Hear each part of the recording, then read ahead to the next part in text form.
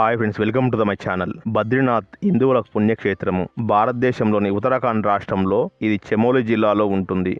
చార్ధామ్ యాత్రలో హిందువులకు ముఖ్యమైన బద్రీనాథ్ ధామ్. ఇది గర్వాల్ కొండలలో అలకనంద నదీ తీరంలో 3133 మీటర్ల ఎత్తులోన ఉంటుంది. నరనారాయణ కొండల వరుసల మధ్యలో నీలకంఠ శిఖరానికి దిగువ భాగంలో ఉంటుంది ఈ క్షేత్రం.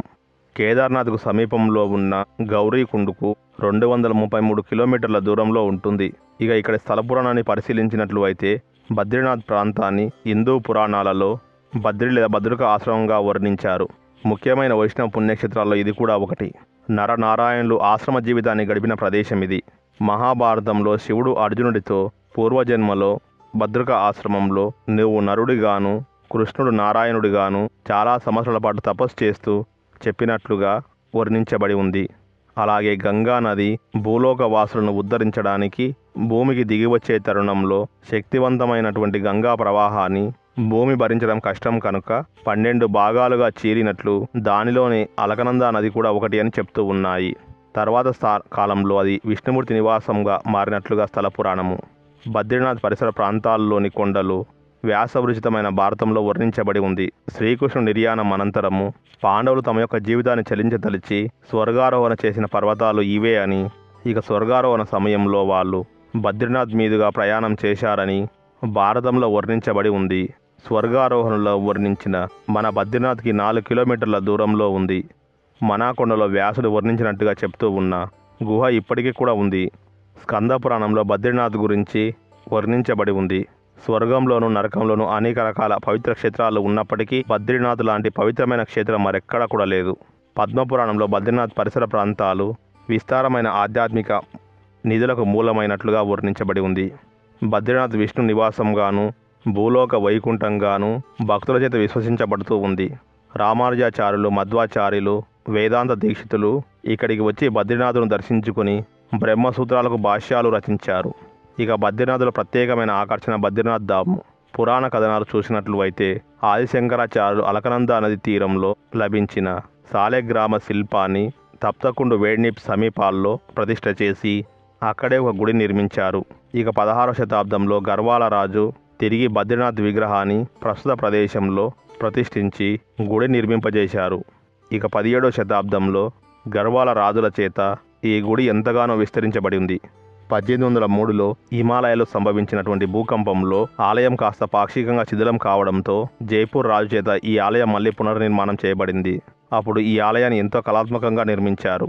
ఆలయం పైకప్పు బంగారు రేకులతో తాపడం చేయబడి ఉంది.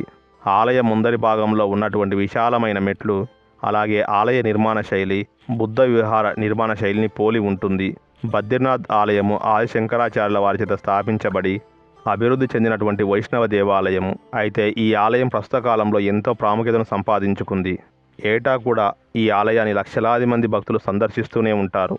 బద్రీ అంటే రేగిపండు అని, నాథ్ అంటే దేవుడు. ఇక్కడ రేగిపండ్లు విస్తారంగా పండడం వలన ఇక్కడ వెలిసినటువంటి దేవుడికి బద్రీనాథుడు అన్న పేరు వచ్చింది. లక్ష్మీదేవి విష్ణుమూర్తి యొక్క అలసట తీర్చడానికి రేగి చెట్టు రూపం దాల్చినట్లుగా మనకు పురాణాలు చెప్తూ ఉన్నాయి. బద్రీనాథ్ చైనా టిబెట్ సరిహద్దులకు కొద్దిపాటి దూరంలోనే ఉంటుంది. ఇక హిందువుల ప్రధానమైన పుణ్యక్షేత్రాలు అయిన చార్ధామ్ యాత్రలో ఇది మొదటిది. బద్రీనాథ్కు వెళ్లే దారుల్లో హేమకుండ్ సాయబ్ అనే, అలాగే ఇక్కడ శీతాకాలంలో ఇక్కడ అతి శీతల వాతావరణం కారణంగా వేసవిలో మాత్రమే గుడిలోనికి భక్తులకు అనుమతిస్తారు. ఇక ఆదిశంకరాచార్యుల వారు ఉత్తర భారతంలో స్థాపించినటువంటి జ్యోతి మఠము బద్రీనాథ్కు సమీపంలోనే ఉంది. ఇక ఈ జ్యోతి మఠాన్ని ఆదిశంకరాచార్యుల వారు మొట్టమొదటిగా స్థాపించిన మఠంగా చెప్తూ ఉంటారు. ఈ క్షేత్ర మహత్యం స్కంద పురాణంలో శివుడు తన మానసపుత్రుడు అయిన కుమారస్వామికి వర్ణించాడు. ఈ క్షేత్రాన్ని కృతాయుగంలో ముక్తి ప్రదాని, త్రేతాయుగంలో యోగ సిద్ధ అని, ద్వాపరంలో విశాల అని పేర్లు ఉండేవి. జీవుడికి స్థూల సూక్ష్మ శరీరాలు ఉంటాయి అని, వాటి జ్ఞానం వలన నశింపజేసే క్షేత్రం కనుక విశాల అనే పేరు వచ్చింది అని కథనము.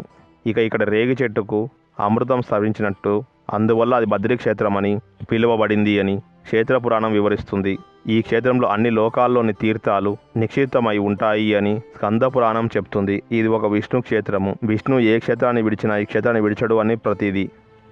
ఈ క్షేత్రంలో సకల తీర్థాలు, మునులు, సకల దేవతలు వసిస్తారు అని వారణాసి క్షేత్రంలో 60 సంవత్సరాలు యోగాభ్యాసం చేసిన ఫలము ఈ ఆలయం సందర్శించినంత మాత్రాన్ని కలుగుతుంది అని, ఇక ద్వాపరయుగంలో ద్వాపర సముద్రము మునిగిపోయే ముందు కృష్ణుడు ఉద్గావుణ్ణి ఈ క్షేత్రానికి వెళ్లి తపస్సు చేయమని ఆదేశించడం వలన యాదవులకు వినాశనం జరిగినప్పుడు ఉద్దావుడు రక్షించబడ్డాడు. ఇక యమునోత్రి, గంగోత్రి, కేదార్నాథ్, బద్రీనాథ్ క్షేత్రాల సందర్శనను కలిపి చార్ధామ్ అని అంటారు. చార్ధామ్ యాత్రకు హరిద్వార్ ప్రాంతాన్ని గేట్వేగా పరిగణిస్తారు.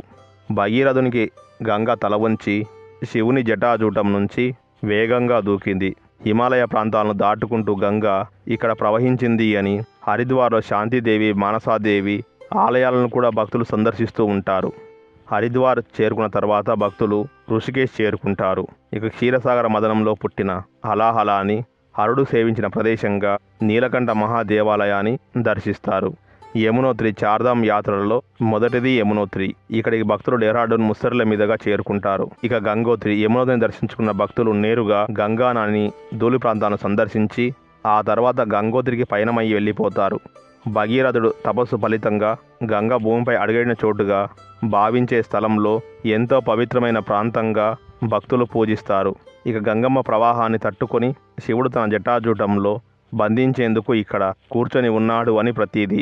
గంగోత్రిలో 6 నెలలు మంచు, మిగతా 6 నెలలు ఎండ. ఆలయం అక్షర తృతీయ రోజు ఓపెన్ చేసి దీపావళి రోజు మూసివేస్తారు. ఇక్కడ నుంచి 18 కిలోమీటర్ల దూరంలో ఉన్న గోముఖి అనే ప్రాంతాన్ని గంగానది పుట్టిన ప్రదేశంగా భావిస్తారు. గంగోత్రి నుంచి భక్తులు రుద్రప్రయాగ్, గౌరీకుండు మీదుగా 3వ క్షేత్రమైన కేదార్నాథ్ చేరుకుంటారు. ఇదొక జ్యోతిర్లింగ క్షేత్రము.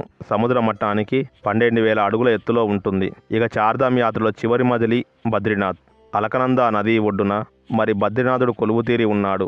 సంవత్సరం పొడవునా కూడా తెరిచి ఉండే ఈ ఆలయానికి శీతాకాలంలో అతి శీతల కారణంగా మరి వేసవి కాలంలోనే భక్తులు ఇక్కడికి ఎక్కువగా వస్తూ ఉంటారు.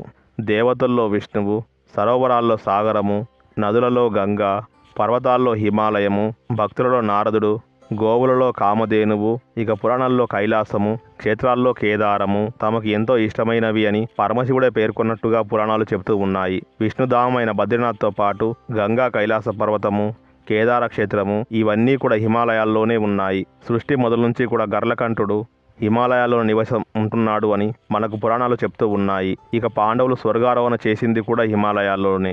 జగద్గురువు ఆది శంకరాచార్యుల వారు కైవల్యం పొందింది కూడా ఇక్కడే అని చెప్తారు. సో ఫ్రెండ్స్, ఇవి మరి బద్రీనాథ్ ఆలయ విశేషాలు. ఓకే, మరి మీకు ఈ వీడియో ఎలా అనిపించిందో కింద కామెంట్ రూపంలో తెలియచేయండి. అలా ఈ వీడియోని లైక్ చేయండి, షేర్ చేయండి, కామెంట్ చేయండి. మరిన్ని అప్డేట్స్ కోసం మన ఛానల్ని సబ్స్క్రైబ్ చేసుకోండి. Shri Chaitanya